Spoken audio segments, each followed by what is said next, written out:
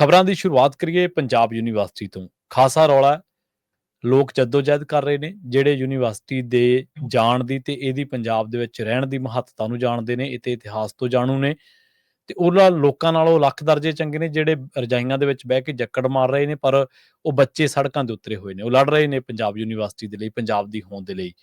ਕਹਿੰਦੇ ਪੰਜਾਬ ਯੂਨੀਵਰਸਿਟੀ ਤਾਂ ਗਈ, ਪੰਜਾਬ ਵੀ ਜਾਵੇਗਾ ਤੇ ਯੂਟੀ ਬਣ ਜੂਗੀ ਇਹ ਸਾਰੀ। ਪ੍ਰਵੀਨ ਜੀ, ਬਿਲਕੁਲ ਇਸ ਨੂੰ ਨਾ ਕਈ ਪੱਖ ਤੋਂ ਦੇਖਣ ਦੀ ਲੋੜ ਹੈ। ਜਦੋਂ ਕੇਂਦਰ ਸਰਕਾਰ ਕੋਈ ਫੈਸਲਾ ਲੈਂਦੀ ਆ ਸੂਬਿਆਂ ਦੇ ਮਾਮਲੇ 'ਚ, ਹਾਂਜੀ, ਤਾਂ ਉਦੋਂ ਤਾਂ ਸੂਬੇ ਤੇ ਕੀ ਅਸਰ ਪੈਣਾ ਇਹਦੇ ਹਵਾਲੇ ਨਾਲ ਸਮਝਣ ਦੀ ਲੋੜ ਹੁੰਦੀ ਹੈ ਕਿ ਕੇਂਦਰ ਦੀ ਮਨਸ਼ਾ ਕੀ ਹੈ। ਬਿਜਲੀ ਸੋਧ ਬਿੱਲ ਉਹ ਬਿੱਲ ਹੈ ਜਿਹਨੂੰ ਲੈ ਕੇ ਜਦੋਂ 3 ਖੇਤੀ ਕਾਨੂੰਨਾਂ ਦੀ ਲੜਾਈ ਚੱਲਦੀ ਸੀ, ਉਹਦੇ ਨਾਲ MSP ਔਰ ਬਿਜਲੀ ਸੋਧ ਦਾ ਮਾਮਲਾ ਜੁੜਿਆ ਸੀ, ਤਾਂ ਬਿਜਲੀ ਸੋਧ ਤੇ ਸਭ ਤੋਂ ਪਹਿਲਾਂ ਕੇਂਦਰ ਸਰਕਾਰ ਨੇ ਹਾਮੀ ਭਰੀ ਸੀ ਕਿ ਇਹਨੂੰ ਤਾਂ ਅਸੀਂ ਰੱਦੀ ਟੋਕਰੀ ਸੁੱਟ ਦਿੰਦੇ ਹਾਂ ਜੀ, ਤੇ ਬਾਕੀਆਂ ਦੀ ਗੱਲ ਫੇਰ ਕਰ ਲਾਂਗੇ। ਤੇ ਉਹ ਬਿਜਲੀ ਸੋਧ ਬਿੱਲ ਹੁਣ ਫੇਰ ਸਾਹਮਣੇ ਆ ਗਿਆ। ਤੇ ਇਹਦਾ ਮਤਲਬ ਬਾਰ-ਬਾਰ ਜੇ ਤੁਸੀਂ ਉਹ ਹਮਲੇ ਕਰਦੇ ਹੋ ਜਿਹਦੇ ਨਾਲ ਸੂਬਿਆਂ ਦੀ ਸਹਿਮਤੀ ਨਹੀਂ ਹੈਗੀ, ਤਾਂ ਤੁਹਾਡੀ ਮਨਸ਼ਾ ਕੀ ਹੈ? ਤੇ ਇਸ ਗੱਲ ਦੀ ਉਮੀਦ ਕੀਤੀ ਜਾਂਦੀ ਹੈ ਕਿ ਲੜਾਈ ਜਥੇਬੰਦੀਆਂ ਹੀ ਲੜਨ, ਮੁਲਾਜ਼ਮ ਹੀ ਲੜਨ।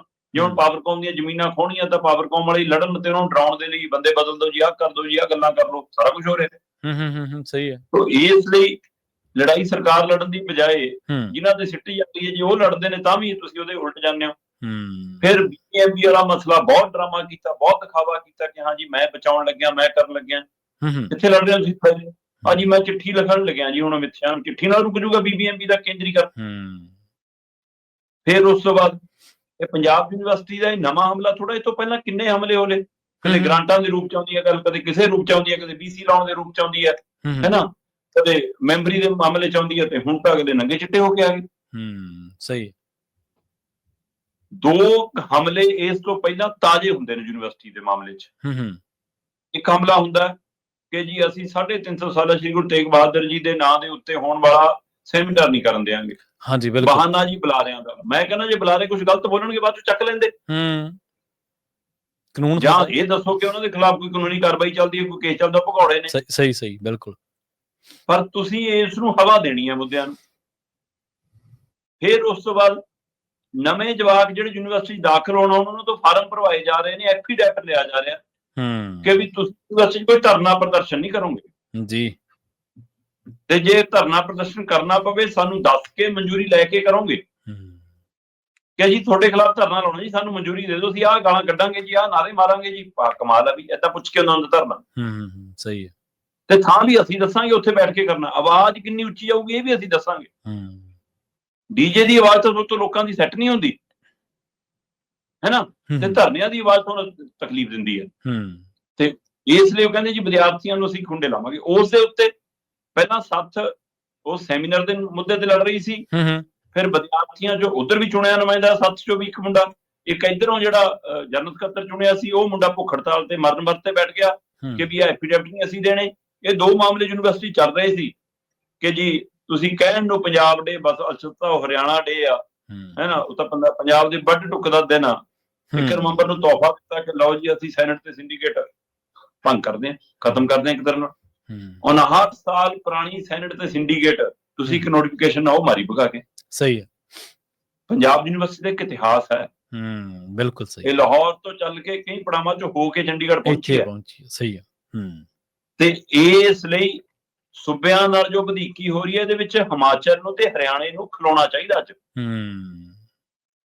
ਪਿਛਲੇ ਦਿਨੀ ਹਰਿਆਣਾ ਵਾਪਸ ਬਣਨਾ ਚਾਹੁੰਦਾ ਸੀ ਪੰਜਾਬ ਯੂਨੀਵਰਸਿਟੀ ਦੇ ਮਾਮਲੇ 'ਚ, ਪਰ ਕਿਤੇ ਇੱਕ ਉਹ ਦੌਰ ਵੀ ਸੀ ਜਦੋਂ ਇਹ ਸੂਬੇ ਅੱਡ ਹੁੰਦੇ ਨੇ ਤਾਂ ਇਹ ਪੰਜਾਬ ਯੂਨੀਵਰਸਿਟੀ ਚੋਂ ਆਪਣਾ ਕੋਟਾ ਆਪਣਾ ਦੇਣ ਦੀ ਬਜਾਏ ਆਪਣੇ ਆਪ ਨੂੰ ਬਾਹਰ ਕਰ ਲੈਂਦੇ ਆ।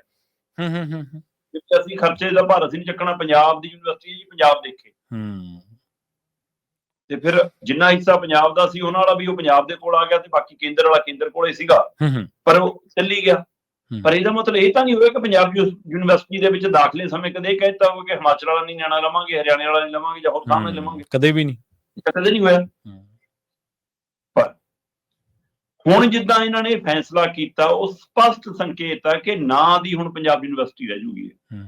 ਜਿਵੇਂ ਚੰਡੀਗੜ੍ਹ ਪੰਜਾਬ ਦੀ ਰਾਜਧਾਨੀ ਨਾਂ ਵਜੋਂ ਹੀ ਹੈ, ਬਿਲਕੁਲ ਉਸੇ ਤਰੀਕੇ ਨਾਲ ਹੁਣ ਚੰਡੀਗੜ੍ਹ ਦਾ ਪੂਰਾ ਕੰਟਰੋਲ ਕੇਂਦਰ ਕੋਲ ਹੈ, ਤੇ ਉਸੇ ਤਰ੍ਹਾਂ ਹੁਣ ਪੰਜਾਬ ਯੂਨੀਵਰਸਿਟੀ ਦਾ ਕੰਟਰੋਲ ਚਲਾ ਗਿਆ। 5 ਨਵੰਬਰ ਤੋਂ ਲਾਗੂ ਹੋ ਜਾਣਾ।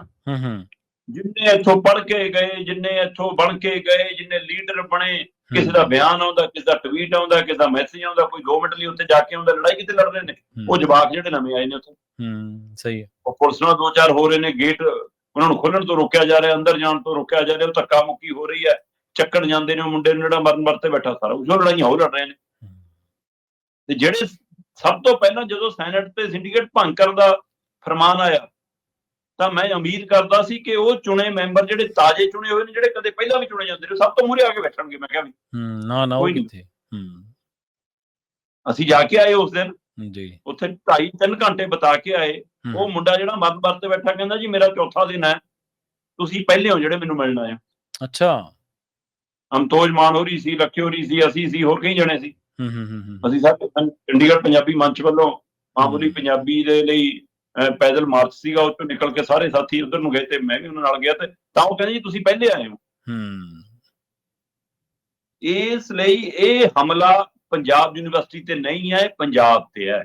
ਸਹੀ ਹੈ, ਸਹੀ ਹੈ, ਬਿਲਕੁਲ।